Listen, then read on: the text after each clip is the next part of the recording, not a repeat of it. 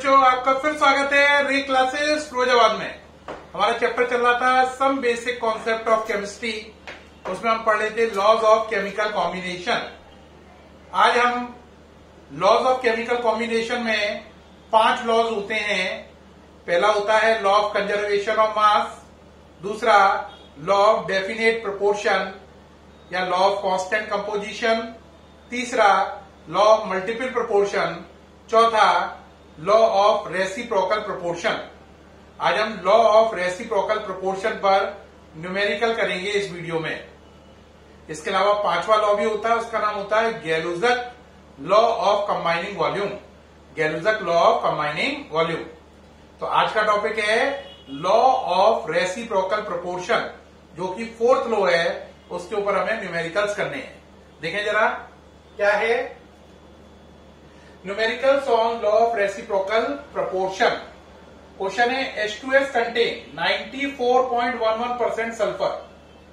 H2S में 94.11% sulphur है, जबकि H2O में 11.11% हाइड्रोजन है और SO2 में 50% ऑक्सीजन है। तो कह रहा है इन बातों से साबित करो कि लॉ ऑफ रेसिप्रोकल प्रोपोर्शन सही है। तो 3 डेटा हैं। H2S में सल्फर इतना है, पानी में हाइड्रोजन इतना है और SO2 में ऑक्सीजन इतना है। और हमें law of reciprocal proportion proof करना है। इस लॉ में हमने क्या बोला था, अगर 2 अलग अलग एलिमेंट किसी थर्ड एलिमेंट के कंबाइन कॉमन वेट से, अगर 2 अलग अलग एलिमेंट किसी थर्ड एलिमेंट के कॉमन वेट से कंबाइन हो, तब उनका रेशियो लो। एक बार उनका रेशियो तब लो जब वो आपस में कंबाइन करें। तो दोनों रेशियो या तो बराबर आएंगे या एक दूसरे के होल नंबर में आएंगे। रिपीट, अगर 2 एलिमेंट एक कॉमन एलिमेंट से जब कंबाइन करें, है ना, एक बार उनका तब रेशियो लेना है, एक बार तब रेशियो लेना है जब वो दोनों डायरेक्ट कंबाइन करें। तो दोनों रेशियो या तो बराबर आएंगे या एक दूसरे के होल नंबर में आएंगे। तो देखें जरा, यहां पर हम पे जो चीजें हैं हम नोट कर ले रहे हैं। H2S है, देख रहे हैं क्या क्या चीजें बोलो। H2S, उसमें कितने परसेंट सल्फर है, 94.11। H2S sulphur 94.11। पानी के अंदर 11.11% क्या है, हाइड्रोजन। और तीसरी चीज है SO2, जिसके अंदर 50% ऑक्सीजन है। ये नोट करके ये डेटा हटा दे रहे हैं, कोई जरूरत नहीं है इसकी। काम की चीज सारी आ गई है। एक चीज है SO2, जिसके अंदर 50% क्या था, सल्फर।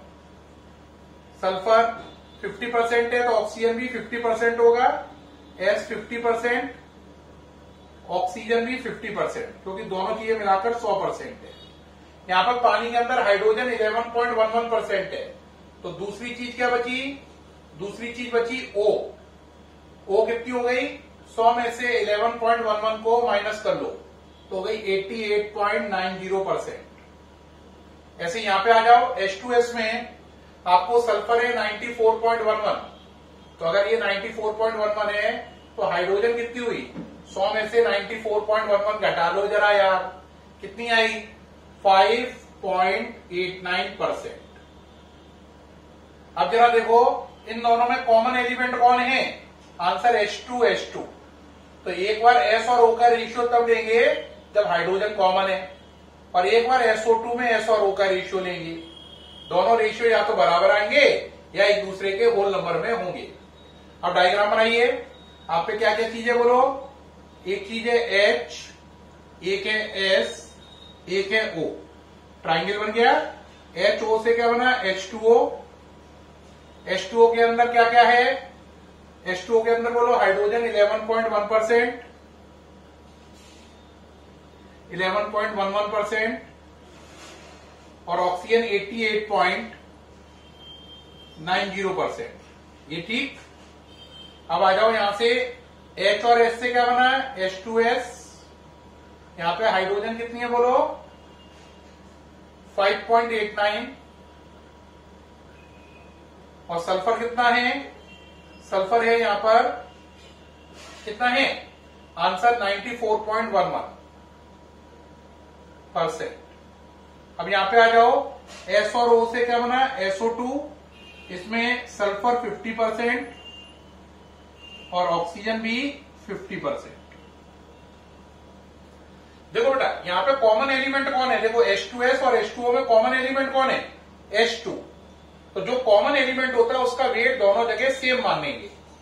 यहां पे H2 का है 11.11 और यहां पर H का है कितना, 5.89, यानी H का वेट यहां पे 11.11 है, यहां पर 5.89 है। हम यहां पर भी H का वेट 1 मान लेंगे, यहां पर भी H का वेट 1 मान लेंगे, दोनों जगह H का वेट 1 मानेंगे, यहां पर और यहां पर। H को यहां पे 1 मानकर S को निकालेंगे, H को यहां पे 1 मानकर O को निकालेंगे। फिर जो S और O निकल कर आएंगे कब, जब हाइड्रोजन को 1 मान लिया है, उन S और O में रेशियो लेंगे और एक बार SO2 में S और O में रेशियो लेंगे, फिर उन दोनों रेशियो का कंपेयर करेंगे। तो एक बार आप क्या करोगे, यहां पर H को 1 मानकर O को निकालो, यहां पर H को 1 मानकर S को निकालो। रिपीट, H1 O कितना, H1 S कितना, फिर S और O का रेशियो ले लो, एक बार S और O का रेशियो SO2 में ले लो, फिर दोनों रेशियो का कंपेयर करो, लॉ प्रूफ हो जाएगा। अब बताइए सर करें कैसे, देखो बहुत सिंपल बात है, ये हटा रहा हूं, देखना भाई क्या कह रहे हैं, बात समझना। पहले आप बात करते हैं SO2 में, सॉरी H2S में, किसमें बात करते हैं, H2S में। देखो भाई अगर H2S में इफ हाइड्रोजन इज 1 ग्राम, और हाइड्रोजन को 1 ग्राम मान लें तो क्या होगा, हाइड्रोजन को 1 ग्राम माना तो हाइड्रोजन वाला टर्म डिवाइड में जाएगा, तो सल्फर की वैल्यू हो गई 94.11 डिवाइड बाय 5.89। मैंने आपको हमेशा बता रहा हूं, जिस चीज को आप 1 कंसीडर कर लेते हैं वो वाला टर्म डिवाइड में जाता है। तो यहां पे हाइड्रोजन को 1 माना है तो सल्फर में 94.11 में 5.89 का डिवाइड लगा। ठीक, हाइड्रोजन 1 मान के सल्फर निकल आई। अब ऐसी H2O में आ जाओ, बोलो क्या करोगे, तो यहां से लिखेंगे इन केस ऑफ H2O, ये जगह थोड़ी खाली कर ले रहे हैं, H2O में आ जाओ। इफ हाइड्रोजन इज कितनी, 1, अब हाइड्रोजन को 1 माना है, हाइड्रोजन को 1 माना है तो 11.11 कहां जाएगा, डिवाइड में, कहां जाएगा, डिवाइड में। ठीक, तो अब क्या होगा बोलो, 88.90 अपॉन 11.10। ये आंसर किसका आ गया, अब आपका ये आंसर आ गया ऑक्सीजन का। अब जरा ऊपर वाला सॉल्व करो, ये 16 आ रहा है 16, 11 8 जा 18, ये 8 आ रहा है। तो S का आंसर 16 है, O का आंसर 8 है, लेकिन दोनों केस में आप देखो हाइड्रोजन कितनी है, 1 है ना, हाइड्रोजन 1 मानकर S 16 आया, O 8 आया।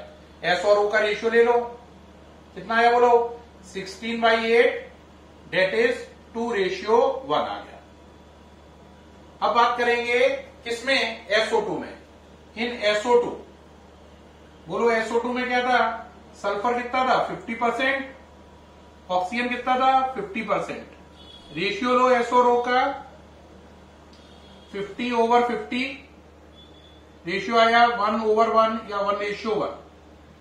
क्या ये दोनों रेशियो सेम आए, यहाँ पे 2:1 है, यहाँ पे 1:1 है, दोनों रेशियो सेम आ जाते, यहाँ पे भी 2/1 लिखा होता, यहाँ पे भी 2/1 लिखा होता, लॉ प्रूफ हो जाता।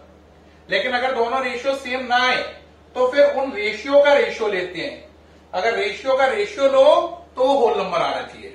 बेटा देखो दो तरीके से साबित हो सकता था, जो रेशियो ऊपर आए वही नीचे आ जाए तब भी प्रूफ हो जाता है। अरे ऐसा नहीं हो तो जो रेशियो ऊपर आए और जो नीचे आए उन्हें आपस में एक दूसरे में डिवाइड कर लो। अगर डिवाइड करने पर होल नंबर क्रिएट हो गया तब भी ये लॉ प्रूफ हो जाएगा।